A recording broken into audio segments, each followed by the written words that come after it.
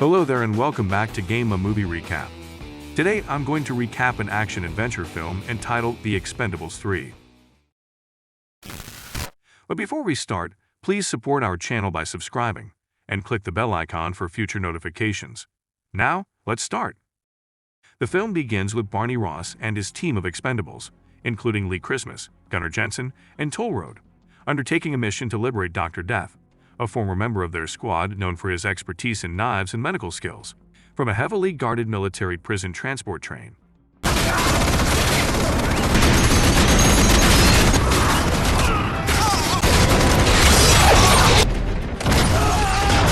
Upon successfully extricating Doc Death from his confinement, he swiftly eliminates all of the guards on the train. Subsequently, he accelerates the train with the intention of crashing it into the walls of the military prison. In the midst of these chaotic events, Christmas implores Ross to abandon him, but Ross adamantly refuses. Instead, Ross summons Doc Death to board a waiting helicopter. While Ross anxiously awaits Dr. Death's arrival on the aircraft, the latter detonates explosives within the military prison and escapes. Later, Ross recruits Dr. Death to join their team in intercepting a shipment of bombs destined for a warlord in Somalia. While on board the ship, Ross reassures Christmas about Dr. Death's proficiency as both a skilled medic and a valuable expendable member. Afterward, Dr. Death approaches Ross, who reveals that he won't be heading home, as they have a mission to thwart a weapons dealer named Victor Mins from delivering a dangerous shipment of thermobaric bombs. Ross and his Expendables team are joined by Hale Keyser, who guides them to the designated drop point in Somalia. Subsequently, they embark on a mission to eliminate the ship's leader, systematically taking down the guards along the way. To Ross's astonishment, he discovers that the arms trader behind the bomb delivery is none other than Conrad Stonebanks, a former co-founder of the Expendables who had gone rogue and was believed to be dead.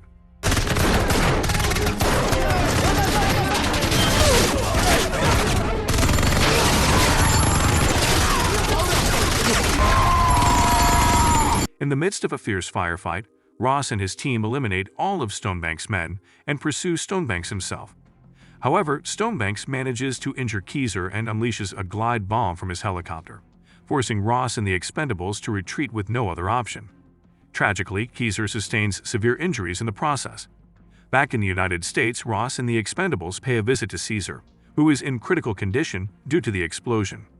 Inside the hospital room, Ross places a ring beside Caesar's table, hoping it will bring him luck and a speedy recovery. Afterward, he exits the room, but his departure is interrupted by the arrival of Arnold, who sternly advises him to steer clear of their dangerous line of work. However, Ross remains steadfast in his decision. As Ross exits the hospital, he encounters Max Drummer, a CIA operative who is now managing the Expendables missions. Drummer introduces himself and informs Ross that Church is no longer involved in their operations. Ross then reveals that their target, Victor Min, is actually Conrad Stonebanks. Drummer, unfazed by the name change, expresses his sole interest in apprehending Stonebanks and bringing him to the International Criminal Court for war crimes. Later, Ross gathers the Expendables and takes responsibility for Caesar's injuries, burdened by guilt. He conveys to them that they are no longer the future, but have become part of the past, a sobering realization for the team. Amid the silence that hangs in the room, Christmas breaks the tension by inquiring whether Ross has a point to his speech. Ross explains that he can't continue leading them down a dangerous path, and it's time for a change.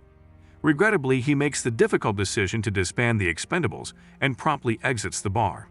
Christmas attempts to persuade Ross to reconsider, but his efforts are in vain. Subsequently, Ross heads to Las Vegas, where he seeks out the assistance of Bonaparte, a retired mercenary turned recruiter, to assemble a new team of younger mercenaries.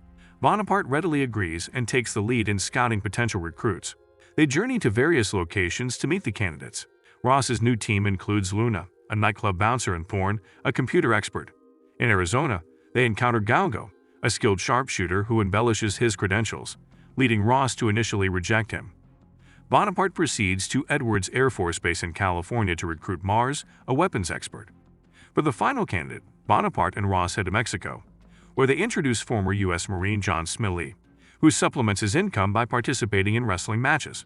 The formation of this new team marks a significant turning point in Ross's mission. Initially, John displays hesitance when Ross extends his offer, causing Ross to believe that their conversation might be a waste of time. However, just moments later, John calls out Ross's name and clarifies that he's not wasting his time, signifying his acceptance of Ross's offer to join the team. Later, as Ross starts his car, he's taken by surprise as Drummer speaks from the back seat. Drummer inquires about Ross's vacation plans, but instead of responding, Ross cuts to the chase and asks about Stonebank's whereabouts. Drummer informs him that Stonebanks is in Bucharest, striking a deal with Albanian mobsters. Ross is given a tight deadline of 36 hours to apprehend Stonebanks before he goes completely off the grid. Drummer provides Ross with a satellite map containing the coordinates of Stonebanks' location. Following this conversation, Drummer leaves an envelope for Ross, explaining that the agency has arranged a local safe house for him. The mission to capture Stonebanks is now set in motion with limited time to spare. The following day, the former Expendables meet the recruits and pick a fight, but Mars stops them. Then he tells all of them that it's just a job. So Christmas orders the veteran Expendables to let go. But before they disappear, John says they are a bunch of has-beens still trying to be complicated. To their surprise, they suddenly stop walking and look at John. Then Christian tells John that he's young and dumb. As John tries not to fight with him, Christmas suddenly throws a knife at John, and luckily, John misses it. Then Doc Death sings as he smirks at John. Afterward, Christmas tells John to keep the knife as he will need it on their mission. Later, Ross and the recruits begin their mission. While on the plane, John asks Ross why they are capturing Stonebanks.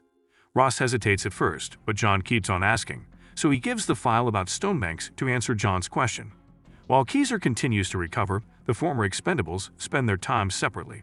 The next day, Ross and the recruits kick off their mission by taking positions in an office building where Stonebanks is currently located. Fortunately, Stonebanks becomes aware of their presence, prompting Ross to signal the recruits to get ready. Following this, Ross and the team come together to strategize on how to capture Stonebanks. Thorne steps up with his plan. He will initiate the hack of the security grid central server, then proceed to bypass the motion detector lasers and biometric sensors. Afterward, he will override the surveillance video and CCTV systems to facilitate their entry. Ross approves of Thorne's plan, and they set out to execute their mission. Later that night, Ross and the recruits stealthily infiltrate an office building, and their mission requires them to eliminate a few guards as they make their way inside. As they progress, Thorne alerts Ross to the arrival of the buyer in the building. The new recruits continue to eliminate the guards with precision while Stonebanks conducts his business with Gore and Veda. During their conversation, Ross uses his radio to coordinate his team, positioning them to open fire on everyone present, including Gore and Veda's buyer. Luna successfully captures Stonebanks. In transit, Stonebanks taunts Ross and provides an explanation for his betrayal of the Expendables. Ross responds by expressing his intent to inflict severe harm on Stonebanks and deliver what remains of him to The Hague once their mission is complete. Stonebanks, amused, repeats the words The Hague and questions whether Ross can treat him like a package for delivery. Ross remains silent, prompting Stonebanks to reveal Ross's involvement in assembling the Expendables and the marks they've left behind. He claims that Ross hired Stonebanks' team and the entire gang to capture him, exposing Ross's past actions. However, Ross regrettably ended the lives of their siblings in order to thwart Stonebanks' nefarious operations. Losing control, Ross comes dangerously close to eliminating Stonebanks to silence him.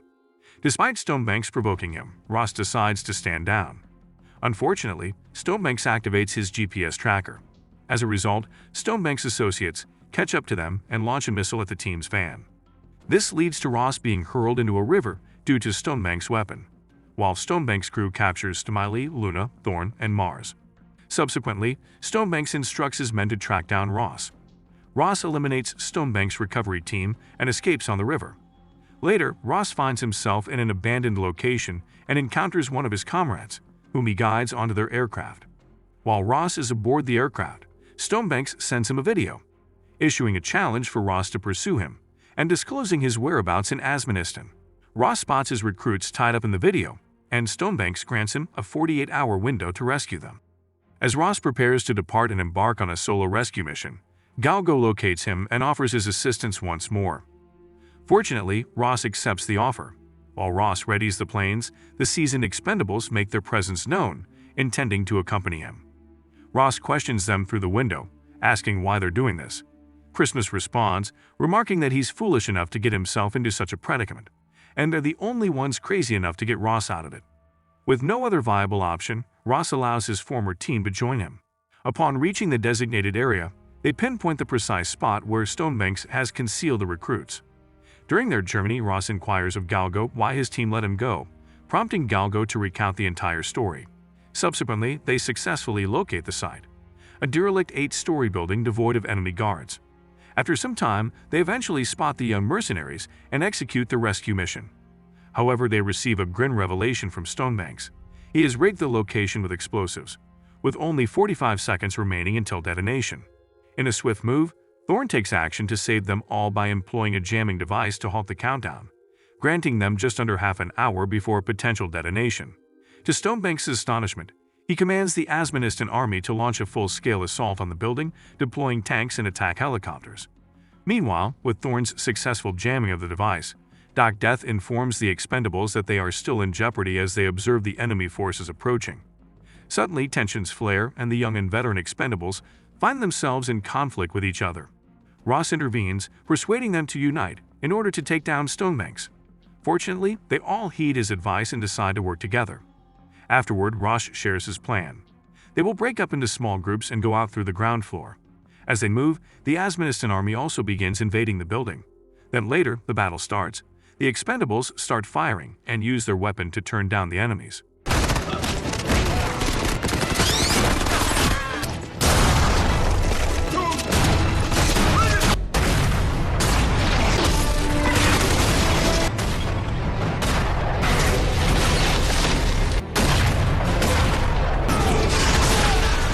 As they fight, Smelly almost falls on the hole with burning fire, but fortunately, he quickly grabs a rope not to let himself fall.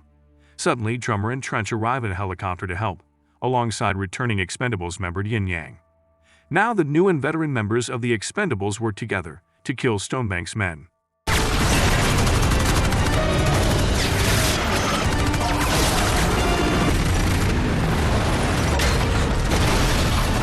In the midst of the chaos, Drummer successfully takes down Stonebanks' helicopter, while Gunner and Smelly commandeer the Asmonistan tank to eliminate the remaining adversaries.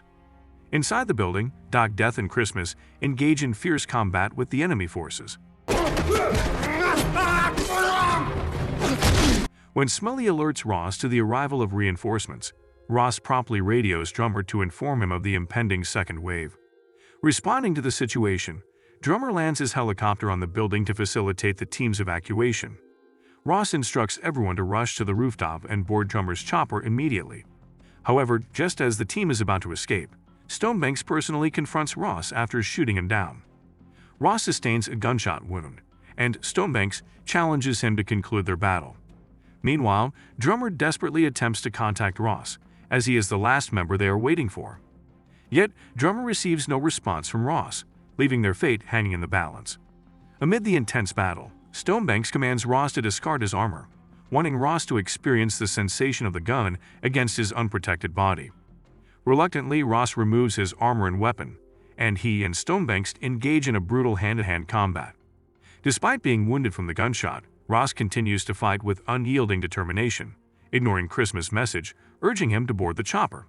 As the fight ensues, Smiley urgently shouts that the battery is down to just 1%, emphasizing the urgency of the situation. Yet Ross remains locked in combat with Stonebanks. Unfortunately, the two adversaries are evenly matched, but Ross manages to overpower Stonebanks, knocking him down just as they both reach for their guns.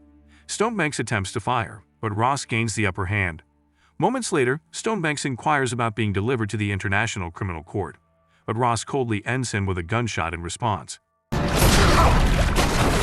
With Thorne's device running out of battery power, Ross makes a hasty escape, witnessing the bombs detonate inside the building.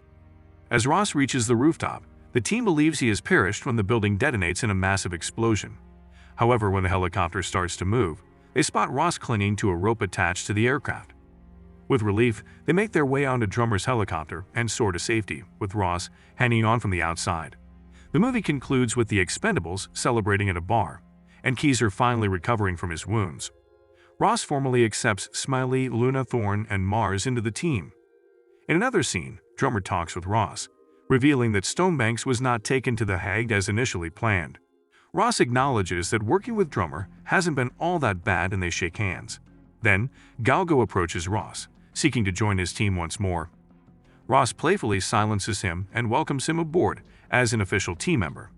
The movie wraps up with a note of camaraderie and unity among the Expendables. The end. What do you think of the movie? Drop your thoughts in the comments section below. Don't forget to hit like and support the channel by subscribing, and click the bell icon so that you won't miss our future recaps. And if you have any movie you want us to recap, please do tell us in the comments section as well. And until next time.